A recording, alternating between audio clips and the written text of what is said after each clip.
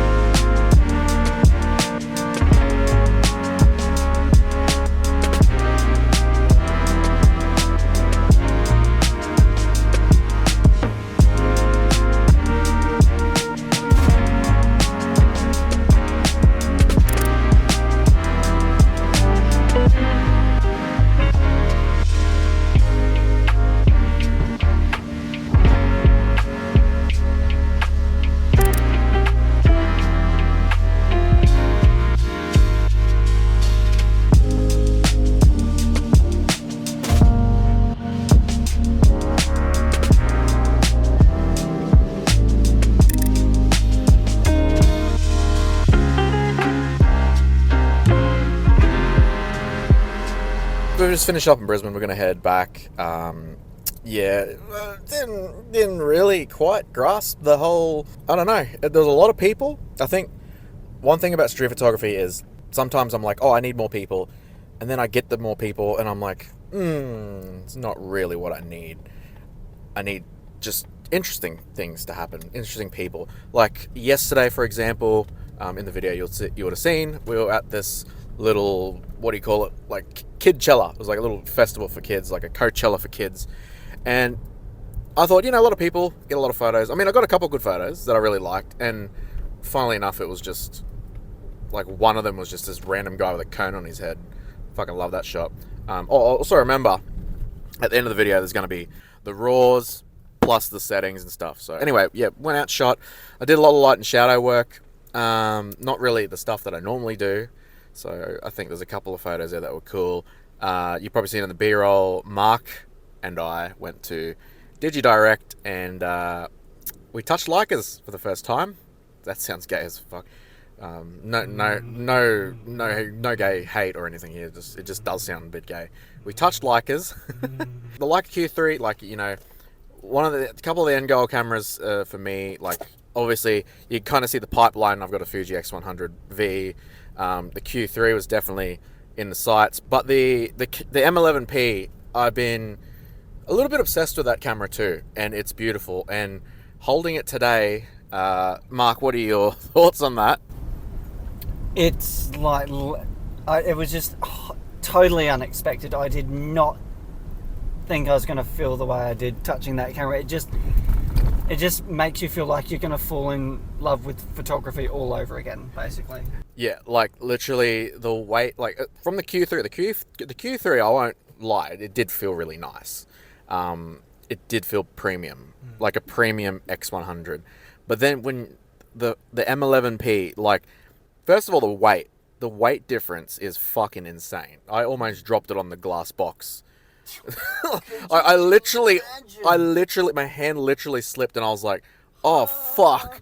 But yeah, and as soon as I actually realized how heavy it was, I was like, oh wow, this just feels insane. The aperturing, so the lens that I really want is the one that I had on the camera. It wasn't the one you see in the B-roll. I think that was like, fuck, I don't even know. I think that was a 50mm, but it was the Summilux 28mm f1.4. And that's the lens that I want. It looks sexy as fuck. The M11P that I want is also, I want it to be black, but doesn't matter. Black or white, doesn't matter, baby. Yeah, so holding that camera with that lens, seeing the rangefinder, like how the patch works, and like I knew a bit about rangefinders, but I never actually had one up to my eye. Fuji doesn't do that way. It's the poor man's Leica, you know how it is. But yeah, I just final thoughts. Fucking beautiful camera. Definitely an endgame sort of camera. I feel like that'll be the forever camera for me. Fuck autofocus. We can throw that out the window. I don't need it anyway. I don't use it. I don't really use it on the Fuji. The only reason why I use it on the Fuji is to set my zone, and that's because the focusing ring on the Fuji, on the X100V anyway, isn't really that good. It's a bit close to the body and it's a bit awkward, but the Summilux, Holy that shit, the manual focus. Oh, Oh my god! it Woo! was like it was like the way molten bronze moves. It's like heavy but smooth. I'm like, ah. Yeah, so like I can see why Leica bros are Leica bros, and I mean obviously during this journey of photography, it turned into why the fuck does anyone want a Leica 2? All I want is a Leica now. Yeah, I'm turning into that street photographer, guys, like for real. I mean, to be fair, any camera you use is great, but I think over time you get used to how your camera feels, and you want it is for the Leica in particular. It's definitely gear acquisition syndrome, 1,000,000%. Like the Fuji was a bit practical. It was like, okay, I mean, yeah, it was kind of practical, but more practical than the Leica, definitely. But the Leica's fucking amazing. Anyway, that's the end of the video. I hope you like the photos. Remember the settings and the RAWs at the end. You can check them all out. Also, I think I mentioned it last week, I started a street photography collective for Southeast Queensland, and I don't think I linked it in that video, now that I think about it. So, link down below. If you're from Southeast Queensland, you do some street shooting, and it's decent, and it's to my taste. Not like I'm keeping it pretty open. You can do light and shadow work and whatever, but you know, whatever. Yeah, but let's be honest, you put on what you like, so... Yeah, you put it... Yeah, if you like it, just fucking use the hashtag. It's hashtag SOSEQ or SOSEC. If you're from here, I could imagine there's probably more international viewers than local viewers, to be honest, on my videos. So if you're not from there, just go follow it. If you're interested in photography stuff, even other photography sort of things, we, Mark, Darren, and Anthony and I, fuck, for some reason I couldn't get that out, we have started a podcast. Yeah, I know. Oh, look at him. Who the fuck made podcast equipment affordable? But we thought talking about photography, we were kind of interesting. So fuck it. We'll wing it. We'll give it a shot. So we got the Hyperfocus podcast. I don't know when the first episode's coming out. We've done 2. We've just got to get them out there. But I'll chuck that down below. I'll just chuck a Spotify link for you. I mean, I don't know what to do, to be honest. I'll give you the Instagram. Everything. I'll give you the Instagram page and the Spotify. I don't want to have a million links in my description. Follow the link tree. Yeah. Oh, do we have a link tree? Well, we have the equivalent of a link tree. Okay. Well, we'll do that. I'll sort that out. And yeah, go have a look at that. And if you don't go out and take shit photos, you'll never take any good photos. See you next week or the week after, whenever the fuck I make a video. See you later. Road trip.